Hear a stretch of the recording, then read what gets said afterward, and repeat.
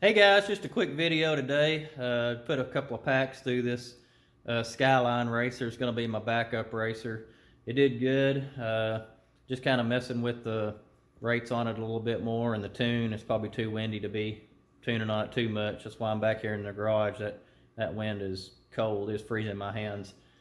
It did good. I didn't fly very well. I said I haven't flown these 5-inch racers in a while, and man, they're just way different than the whoops. I felt like I was all over the place, but just so much power. But I'll kind of get adjusted to them again once I fly them a little bit. But it felt good. I just kind of wanted to make sure it was working all right, and it did good. It's covered in mud now from me crashing it out there. It's pretty wet.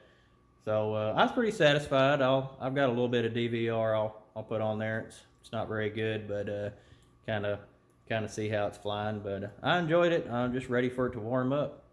So, and look forward to the race season coming up, getting some more practice in. So, I'll talk to y'all later.